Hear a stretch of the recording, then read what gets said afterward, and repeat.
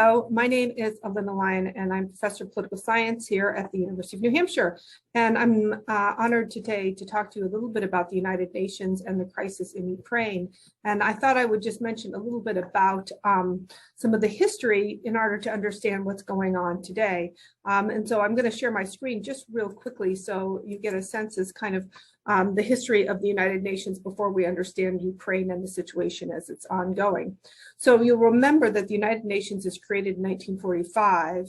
It is created in the wake of 2 world wars where we have almost 100 million people killed in man-made violence. And so even as the bombs are still falling during World War II, the Allies, the United States, the United Kingdom, the USSR, and France, and China are working on trying to figure out a way to stop international violence from happening at this particular scale.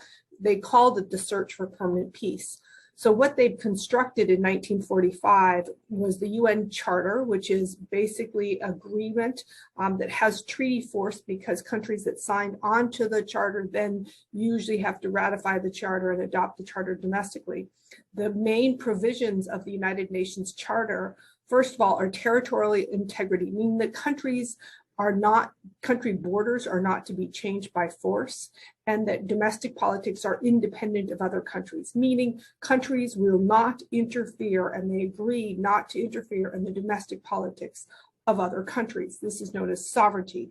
So members of the United Nations are first and foremost sovereign countries. They have territorial integrity and are free from interference by other countries. In addition, there are 2 provisions regarding the use of force or war. First of all members of the United Nations agree to peaceful settlement between the states. So they will find mediation or good offices or the International Court of Justice, which I'll talk about in a second, to resolve their conflicts, not resort to force. In addition, there's another provision that says that they will abstain from the use of force and the threat of use of force. So these are founding principles of the United Nations. Now, just a quick reminder, the United Nations is an organization by countries for countries. And the institution within the UN, which is a family of many, many different organizations that is really mandated to secure international peace and order and to deal with threats to international peace and order, is the UN Security Council. Again, it is countries that represent the governments back home in the UN Security Council. And in 1945, an agreement was made between the victors or the allies of World War II that they would hold a permanent seat on this Security Council. But most of those countries, the US included and the Soviets, said, we will only participate if we have veto power. If there's something that we don't like, if there's a reason that we don't want to get engaged, we can veto the entire thing. So if there is a threat to international peace and security and a resolution is created by the countries, the permanent 5, those 5 countries, China, France, Russia, the United Kingdom, and the United States, any one of them can veto it. It takes 9 yes votes and 0 vetoes. So as you can imagine, during the Cold War, the UN Security Council faced significant gridlock because oftentimes what the US wanted to be passed, the Soviets vetoed, and vice versa, although the Soviets are 3-to-1, much more prevalent with their vetoes. So in order for the United Nations to deal with threats to international peace and security, there has to be what we call great power consensus, or agreement among those 5 countries that there is this problem and that there is something to be done with this problem. It's also important to point out that the UN Security Council is the only institution that has what we call teeth or enforcement capacity. So if they did pass a resolution saying that this needs to happen, and that was an example of this is the Korean War in 1950, and then another example is the Persian Gulf War in 1991. Security Council passes a resolution. It also then has enforcement capacity, but it has to go hat in hand. It doesn't have a standing army, so it has to ask member states to supply military personnel and budget as well as logistics. So that's just a context going in. Now, we know that leading up to the Russian invasion of Ukraine, there has been great power politics that have really been disruptive in the UN Security Council. The separation, the break from the United States and Russia in particular has really created a lot of gridlock. And Russia, for instance, vetoed resolutions on Syria and the violence there starting in 2011. It also, of course, vetoed resolutions on its own incursion into Georgia and into the Crimea in 2014. So it's no surprise that Russia would probably veto a Security Council resolution. So let's chat a little bit about what the UN Security Council can do. Real quickly, it can use sanctions. These are non-forceful mechanisms if it passes a resolution. Then it also has other what we call Article 42 enforcement powers that are non-forceful, which means it can engage in things like blocking communication systems, those types of efforts that are usually non-force. And then, of course, it can take action by land, air, and sea against someone, a country that is engaged in threats to international peace and security. In addition, it can also refer situations to International Court of Justice, which is the venue where countries sue countries. And since 2001, there's a new court called the International Criminal Court where you can actually hold an individual leader accountable for war crimes and crimes against humanity. The International Criminal Court is loosely affiliated with the UN system. It's not officially within the UN system, but it is another venue to hold countries, particularly their leaders, accountable.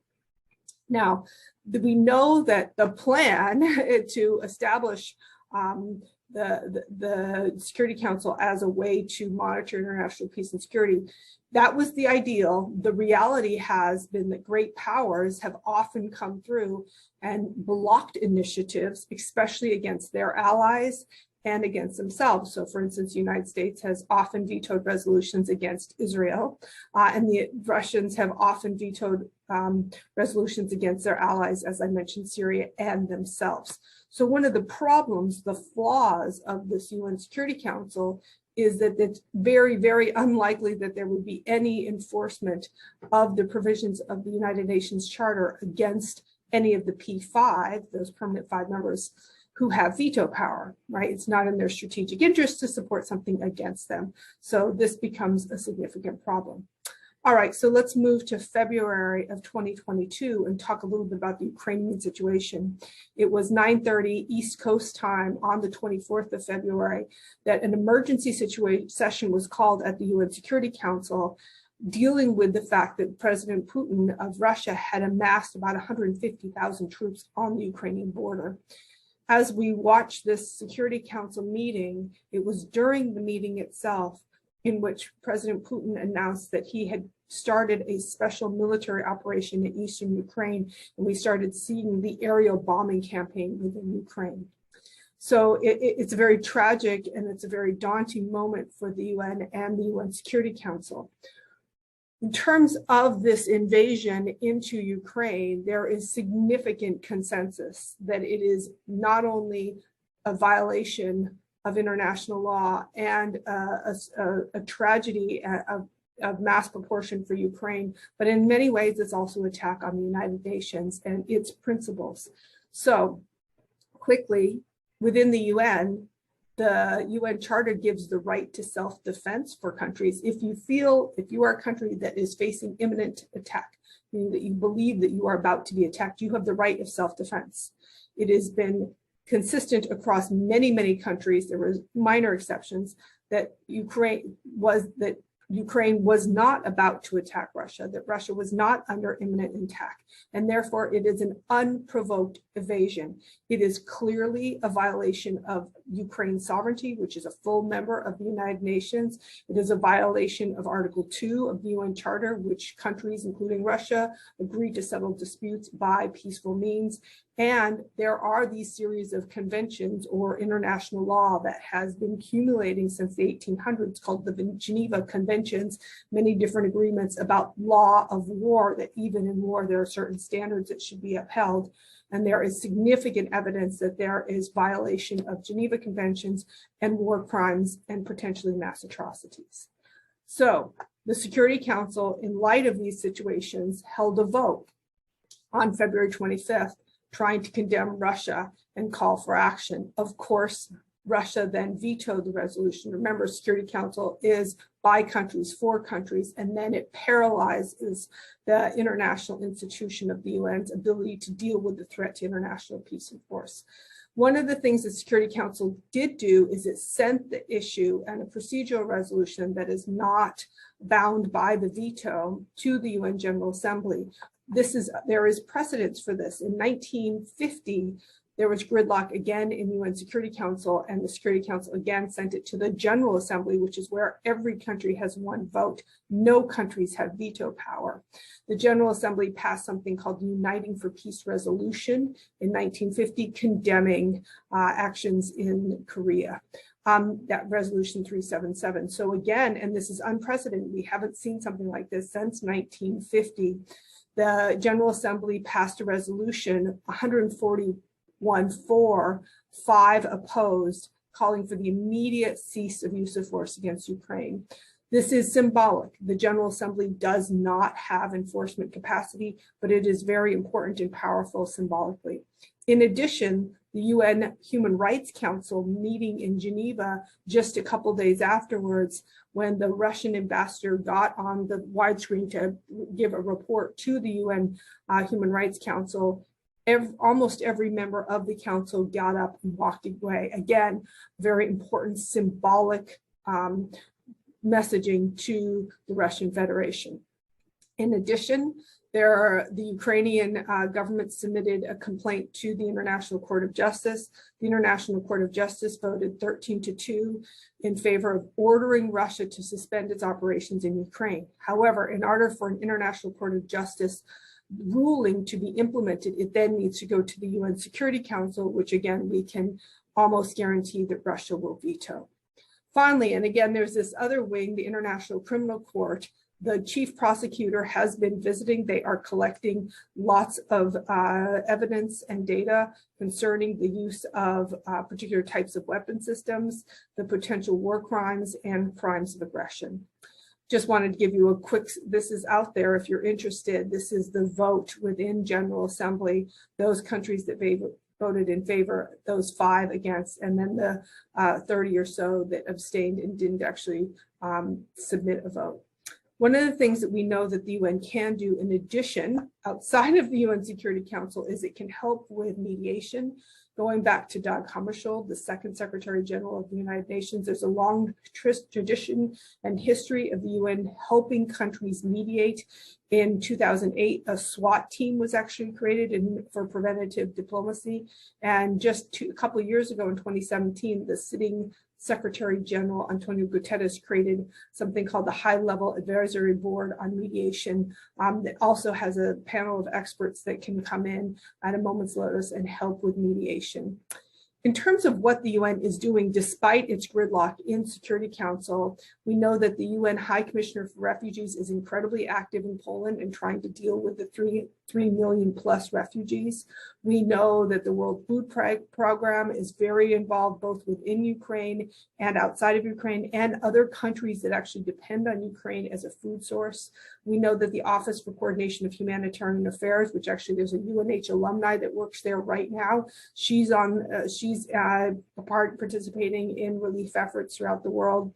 International Organization for Migration is also a UN agency that is engaged, as well as UNICEF dealing with children who have been displaced and children who are crisis both within Ukraine and outside Ukraine. And the International Atomic Energy Association is also active, particularly dealing with the threats to nuclear power, monitoring the situation and lending technical advice if need be. Real quickly, just to sum up, it's important to think about what the United Nations really wants from this. The international organization as a bureaucracy separate from the countries, right? There are kind of 2 UNs, the first UN being countries, the second UN being the bureaucracy. The first thing that the UN as an institution wants is respect for the charter, respect for international law, respect for sovereignty and non-use of force. Secondly, it wants the war to end very quickly as possible. It wants humanitarian assistance to reach those in need, and it wants justice and accountability for crimes and violations that may have taken place on either side. One of the real important things that we are seeing lots of calls for the UN to play right now is that this is not only a physical war, but it is also an information war. And there are many that are arguing the UN has a vital role to play in terms of a keeper of the truth, establishing what actually is happening and not allowing countries who may be manipulating what's going on the ground to do that within the media.